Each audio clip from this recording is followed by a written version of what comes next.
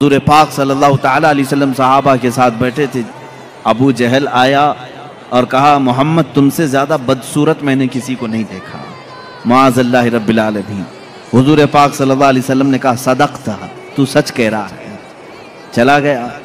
تھوڑی دیر کے بعد حضرت ابو بکر صدیق رضی اللہ تعالیٰ عنہ تشریف لائے. کہا یا رسول اللہ صلی اللہ علیہ وسلم آپ سے زیادہ حسین و جمیل میں نے کسی کو نہیں دیکھا. اللہ کے نبی صلی اللہ علیہ وسلم نے فرمایا صدقت یا ابو بکر، اے ابو بکر تو نے سچ کہا. صحابہ جو موجود تھے انہوں نے پوچھا ابو جہل سے بھی آپ نے کہا سچ کہا، صدیق اکبر سے بھی کہا تو سچ کہہ رہا ہے، دونوں سچے کیسے ہو سکتے ہیں؟ ایک نے آپ کی برائی کی، دوسرے نے آپ کی تعریف کی.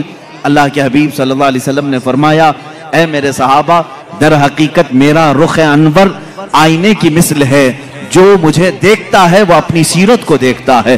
ابو جہل نے اپنی قباحت کو دیکھا، اپنی برائی کی. صدیق نے اپنی خوشحالی کو دیکھا، اپنی خوبصورتی کو دیکھا اور میری تعریف کی. رخ مصطفیٰ ہے وہ آئینہ.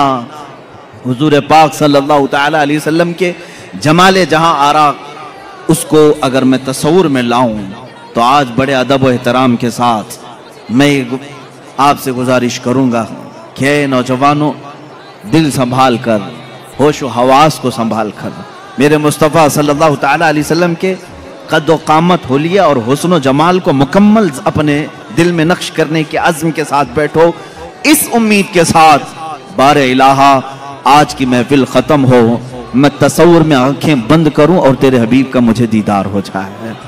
اور انشاءاللہ جس کی تڑپ جتنی ہوتی ہے اتنی ہی جلدی اسے زیارت بھی ہوتی ہے، کیونکہ میرے آقا صلی اللہ علیہ وسلم نے فرمایا ابغونی فی ضعفائکم، مجھے تم اپنے کمزور لوگوں میں، ٹوٹے ہوئے دلوں میں ڈھونڈا کرو، اس لیے کہ وہاں محمد صلی اللہ علیہ وسلم تشریف لاتے ہیں.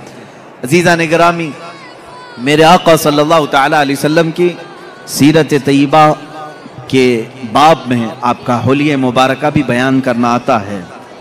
یہ اسی کی ایک شاخ ہے. حضور اکرم صلی اللہ تعالیٰ علیہ وسلم جب جوان ہوئے اور آپ نے اعلان نبوت فرمایا تب تو آپ کی عمر مبارک 40 سال کی تھی، اور جب آپ نے ہجرت فرمائی جب 53 سال کی تھی عمر پاک آپ کی. اب 53 سال کی عمر میں صحابہ اکرام نے جو حلیہ بیان کیا، پھر جوانی کا حال کیا رہا ہوگا. جو صحابہ سیرت کے ان گوشوں میں بیان کی ہیں کہ میرے آقا کا حلیہ ایسا تھا، وہ اتنا حسین ہے کہ جو 25 سال کی جوانی کا حسن رہا ہوگا وہ کس انداز کا رہا ہوگا. صحابہ میں حضرت سمرہ بن جندب رضی اللہ تعالیٰ عنہ، حضرت سمرہ بن جندب رضی اللہ تعالیٰ عنہ سے روایت ہے، حضرت برا بن عازب رضی اللہ تعالیٰ عنہ سے روایت ہے. کچھ صحابہ اکرام ہیں جنہوں نے حضور صلی اللہ علیہ وسلم کے حسن و جمال کو روایتوں میں نقل کیا. فرماتے ہیں 14ویں کی رات تھی، چاند افق پر طلوع تھا بڑے آب و تاب کے ساتھ، اور اسی رات کو اللہ کے نبی صلی اللہ تعالیٰ علیہ وسلم اپنے حجر انور سے باہر تشریف لائے. آپ کے جسم اقدس پر سرخ رنگ کا دھاری دار جبہ تھا، لال رنگ کا جس میں دھاریاں تھیں. اللہ کے نبی صلی اللہ تعالیٰ علیہ وسلم وہ زیبتن کر کے باہر آئے. صحابہ میں سے کہتے ہیں ہم ایک بار چاند کو دیکھتے، پھر ایک بار رسول پاک کو دیکھتے، ایک بار چاند کو دیکھتے پھر حضور کو دیکھتے. اخیر میں ہمارے دل و دماغ نے کہا چاند تو پھیکا پڑ گیا میرے روح محمدی صلی اللہ علیہ وسلم پر. میرے آقا صلی اللہ تعالیٰ علیہ وسلم کے جسم اقدس کے سامنے چاند پھیکا لگتا تھا، اور حضور کا حسن وہ بھی سرخ دھاری دار جبے کے اندر.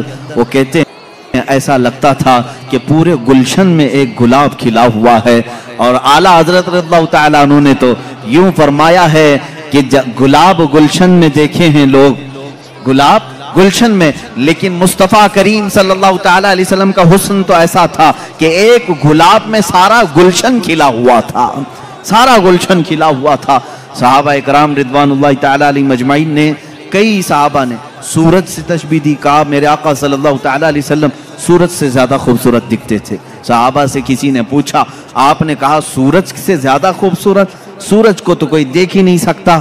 حضور پاک صلی اللہ تعالیٰ علیہ وسلم کے حسن و جمال کو لوگ دیکھنے کے لیے وارفتہ ہوتے. اس صحابی نے کہا میں نے وہ دوپہر والا سورج نہیں کہا، وہ چاشت والا سورج کہا ہے، جس کو دیکھنے سے ہڈیوں میں بھی طاقت آتی ہے، جس کی روشنی سے بدن میں بھی قوت آتی ہے، اس کو ضحیٰ کہتے ہیں۔